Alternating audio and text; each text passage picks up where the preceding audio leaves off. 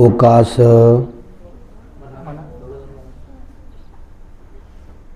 ओकास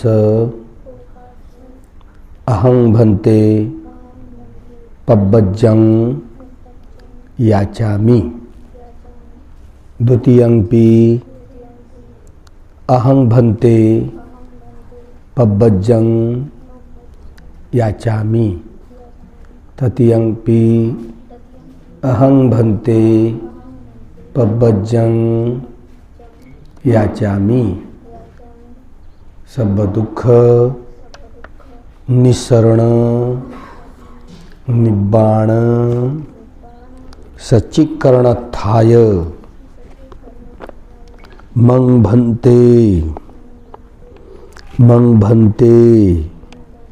इमं कासावं गहेत्वा पब्बाजेथ मंग भन्ते अनुकंपं उपादाय।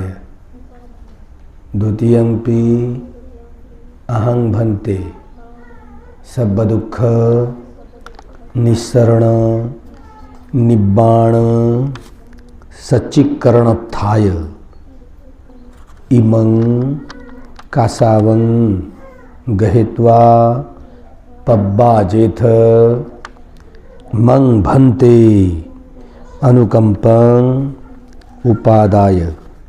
तृतीयंपि सब दुख निस्सरण निब्बाण सच्चीकरणत्थाय इमं कासावं गहेत्वा पब्बाजेथ मंग भन्ते अनुकंपं उपादाय।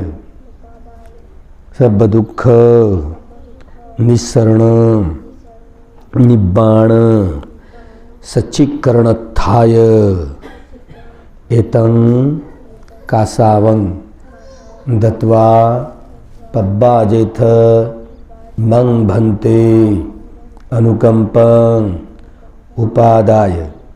द्वितीयंपि अहं भन्ते सब दुख निस्सरण निब्बाण सच्चीकरणत्थाय एतं कासावं दत्वा पब्बाजेथ मंग भन्ते अनुकंपं उपादाय। तृतीयंपि अहं भन्ते सब दुख निस्सरण निब्बाण सच्चीकरणत्थाय एतं कासावं दत्वा पब्बाजेथ मंग भन्ते अनुकंपं उपादाय।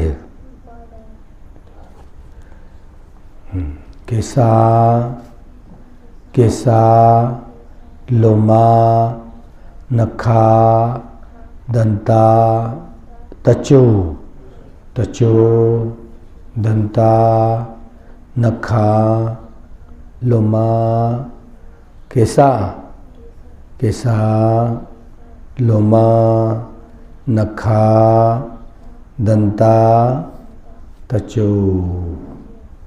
साधू साधू बाजूला ठेवून तीनदा वंदन कर. बाजूला ठेव.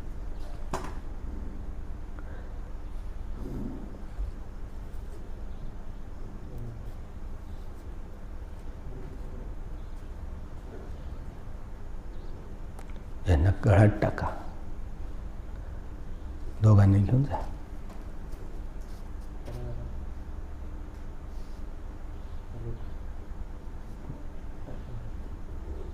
बंदिवान आता आमच्या PCR मध्ये चालले.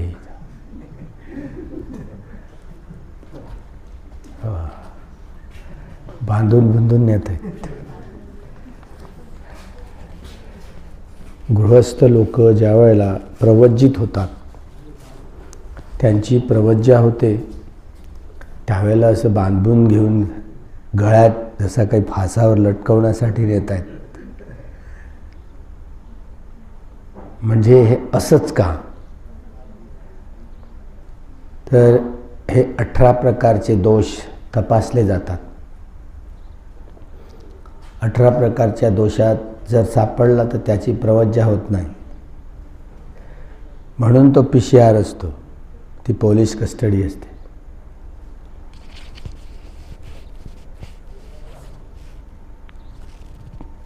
आता मुलं आहेत तरी 18 काही असे डोळ्याला चकना आहे का, कानाला नकटा आहे का, नाकाला नकटा आहे का, कानाला नाक कान अंग प्रत्यंग अवयव परिपूर्ण पाहिजेत. त्याशिवाय प्रवज्जा देता येत नाही. बहिऱ्या माणसाला नाही, आंधळ्या माणसाला नाही.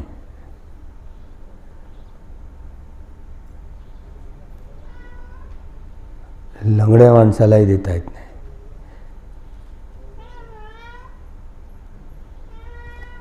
त्यामुळे हे जे लक्षणं पाहून नंतर त्यांची परीक्षा करून त्यांना चिवर दिलं जातं.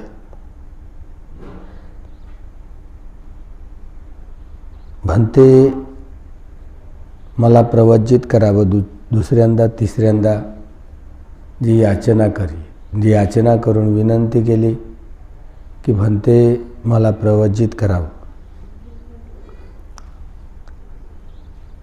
सर्व प्रकारच्या दुःखातून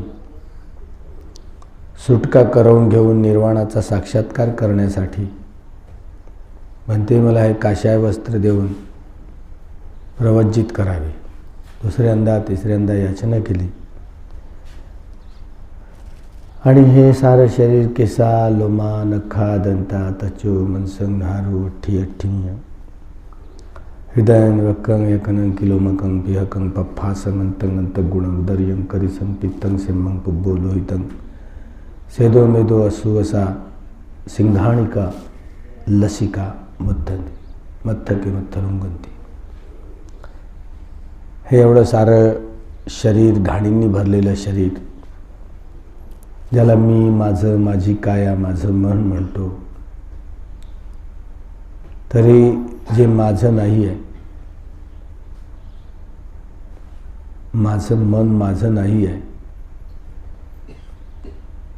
हे 32 प्रकारच्या घाणींनी गंदगींनी भरलेली काया, हिला माझी आणि मी कसा म्हणू? ही अनात्मा आहे.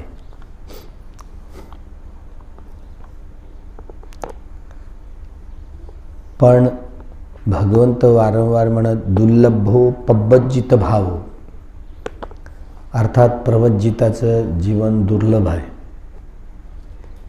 आणि येनतेन प्रकारे कुठलंही कारण असो, पण ज्याला नैखम्य म्हणतात, निष्क्रमण, ही ज्यांची पारमी पूर्ण झालेली असते त्यांच्या अंगावर चिवर येतं. नैखम्य ज्याला त्याग म्हणतात, गृहत्यागाची भावना ही प्रकट होते, तो भाव येतो आणि मग गृहत्याग करण्याचा हा भाव मनात निर्माण झाला तर साधू असे अनेक बनतात. पण ते साधू पण, ते संन्यासी पण, याला काही श्रमण संस्कृतीतलं प्रवज्जित होणं असं समजलं जात नाही.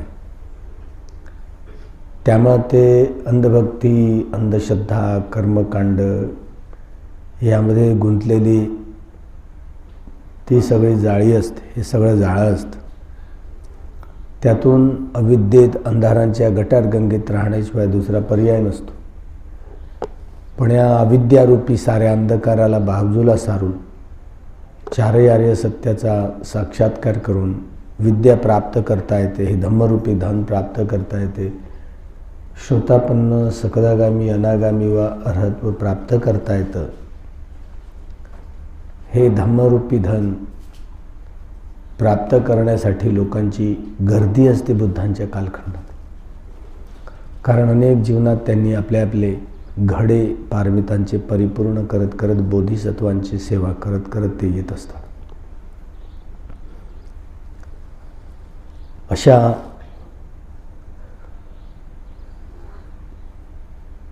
जे श्रमण संस्कृतीत प्रवेश करतात, कुठल्या ना कुठल्या कालखंडात जरी बुद्ध शासन संपलं असेल,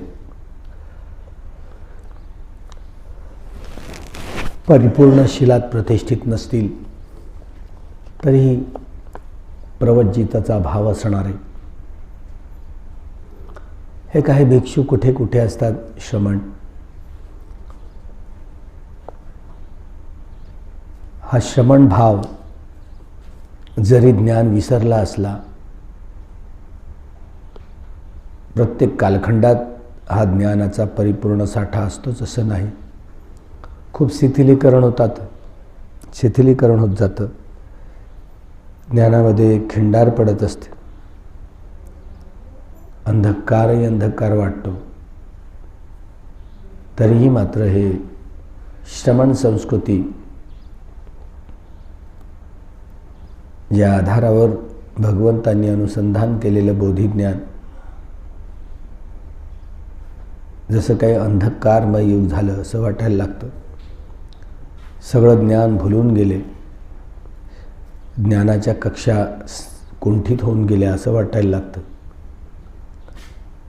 पण हे श्रमण संस्कृतीचं जाळं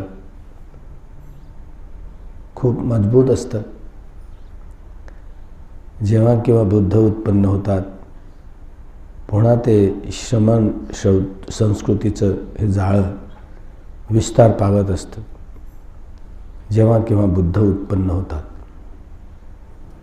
आणि बुद्धांचा शासनकाल असतो, त्यावेळेला निश्चितच हे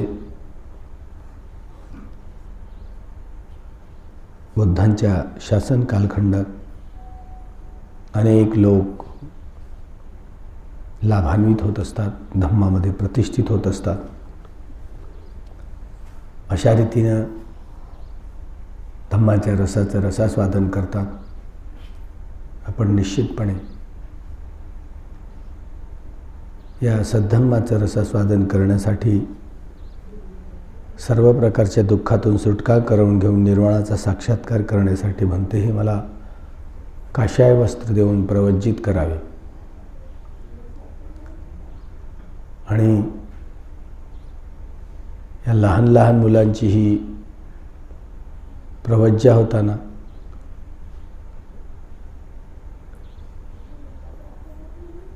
स्वइच्छेनं काही दिवसासाठी आहेत. आत्यांची स्वइच्छा ही कुठपर्यंत जाते, त्यांना कुठपर्यंत नेते काय माहिती.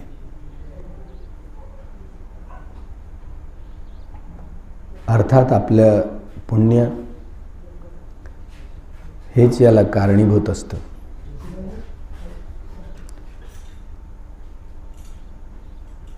बघा, बदलला की नाही ड्रेस.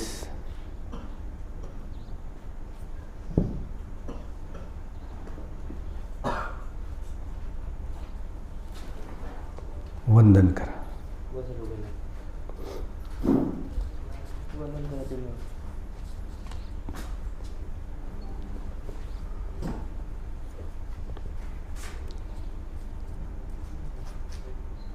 ही प्रवज्या विधी जशी सर्व प्रकारच्या दुःखातून सुटका करून घेऊन निर्वाणाचा साक्षात्कार करण्यासाठी म्हणते, मला काशाय वस्त्र देऊन प्रवज्जित करावं. तीनदा याचना केल्यानंतर आता त्यांना प्रथमतः हे काशाय वस्त्र दिलं. छातीशी हात जोडा. ओकास अहं भन्ते तिसरणेन सद्धिं पब्बज्जं दशशीलं धम्मं याचामि अनुग्रहं कत्वा शीलं देथमे भन्ते द्वितीयंपि अहं भन्ते तिसरणेन सद्धिं पब्बज्जं दशशीलं धम्मं याचामि अनुग्रहं कत्वा शीलं देथमे भन्ते तृतीयंपि अहं भन्ते तिसरणेन सद्धिं पब्बज्जं धम्मं याचामि अनुग्रहं कृत्वा शीलं देथ मे भन्ते। ततियंपि अहं भन्ते तिसरणेन सद्धिं पब्बज्जं दशशीलं धम्मं याचामि अनुग्रहं कृत्वा शीलं देथ मे भन्ते। यं अहं वदामि तं वदेथ। आम भन्ते आम भन्ते। नमो तस् भगवतो रहतो सम्मा सम्बुद्धस्य। 3 दमन।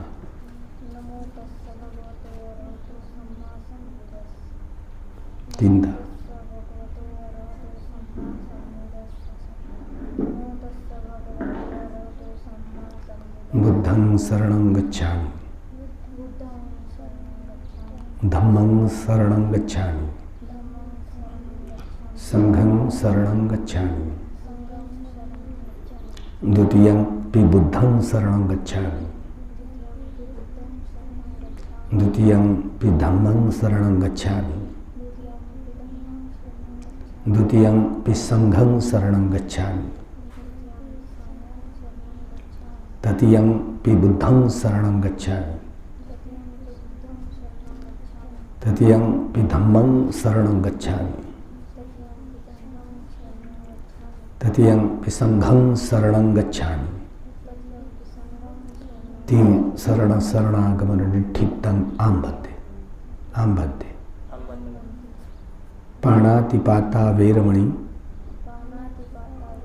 सिक्खापदं समादि अदिन्नादाना वेरमणि सिक्खापदं समादि। ओ ब्रह्मचर्या वेरमणि ओ ब्रह्मचर्या वेरमणि सिक्खापदं समादि। मुसावादा वेरमणि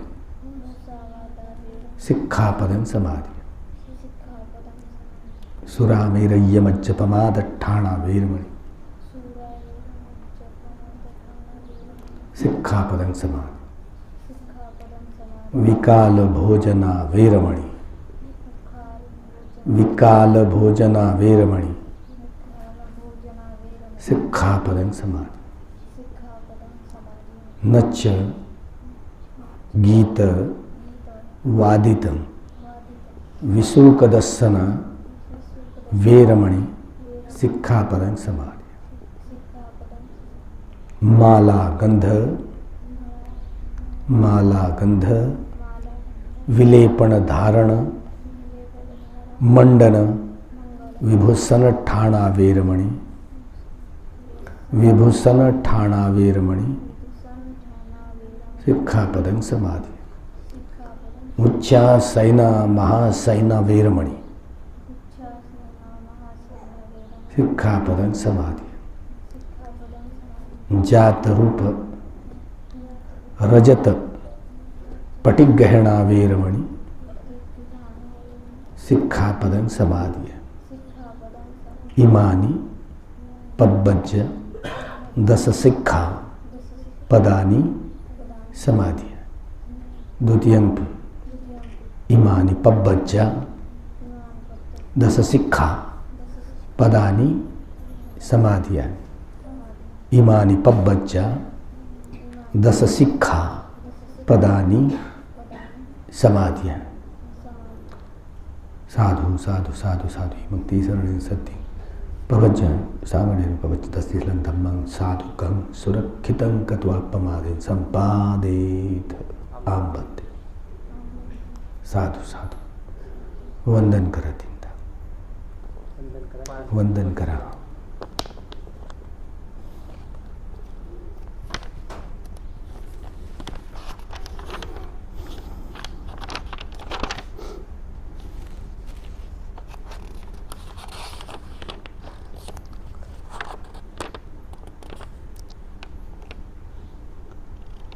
उपध्यायो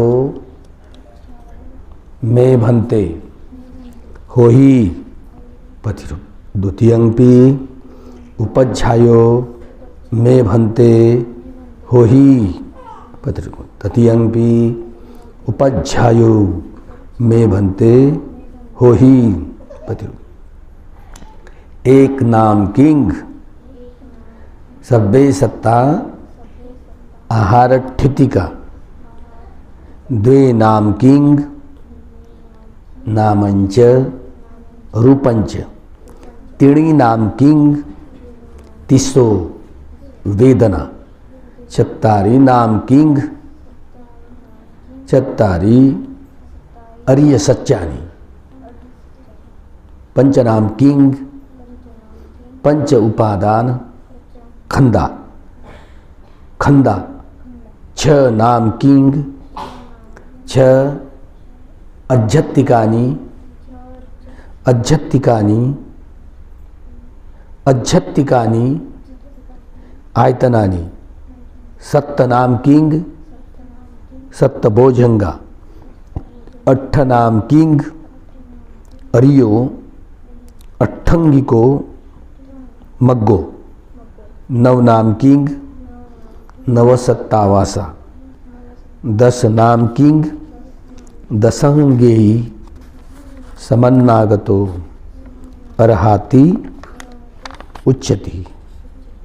अत्थि इमस्मिन् काये केसा लोमा नखा दंता कच्चो भंसं नारु अट्ठी अट्ठिमिंजा वक्कन हृदयं यकनं किलोमकं पिहकं पफ्फासं अंतं अंतगुणं उदर्यं करिसं पित्तं सेम्मं पुब्बो लोहितं सेदो मेदो अस्सु वसा खेड़ो सिंघाणिका लसिका मुत्तन मत्थके मत्थलुंगंती मत्थलुंगंती मत्थलुंगंती।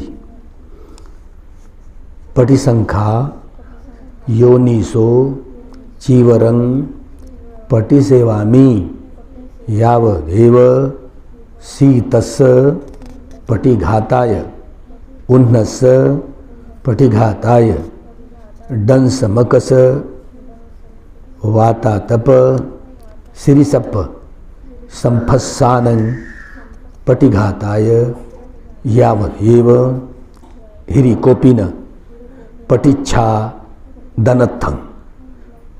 पटिसंखा योनिसो पिंडपातं पटिसेवामि नेवदवाय न मदाय न मंडनाय न विभूषणाय यावदेव ईमस्य कायस्य ठितिया यापनाय विहिंसुपरत्तिया ब्रह्मचर्या नुग्गहाय इति पुराणंच वेदनं पटिहंकामि। नवंच वेदनानंग उपादेशानि। यात्रा च मे भविष्यति अनवज्यता च फासु विहारो चाति। पटि संखा योनिसो सेनासनं पटिसेवामि यावदेव सीतस्य पटिघाताय उन्नस्य पटिघाताय डंसमकस वातातप सिरिसप संफस्सानं पटिघाताय यावदेव उतु परिसय विनोदनं पटिसल्ला नारामत्थं। पटिसंखा योनिसो गिलानपच्चय भेषज परिखारं पटिसेवामि यावदेव उपन्नानं वेय्या बाधिकानं वेदनानं पटिघाताय अव्यापच्य परमता याति। साधु साधु वंदन करते प्रणाम।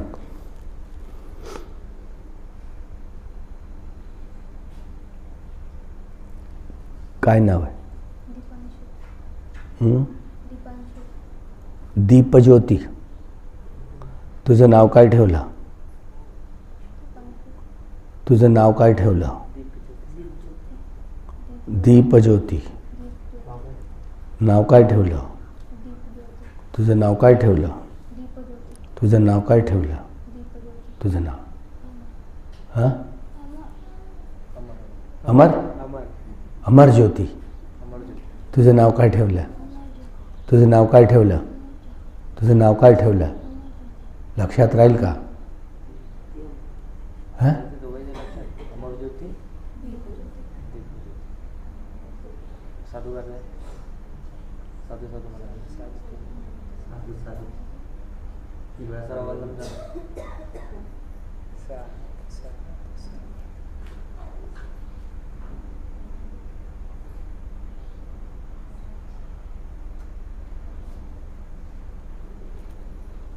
बा.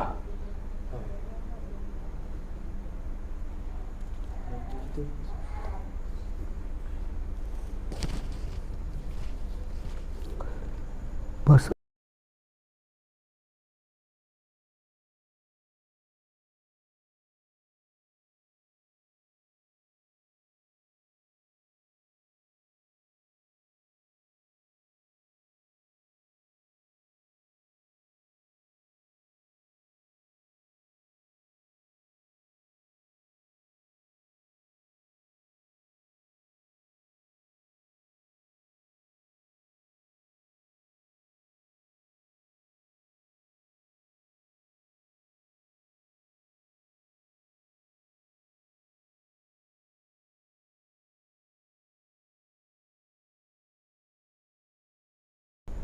खुर्च्यावर तिकडं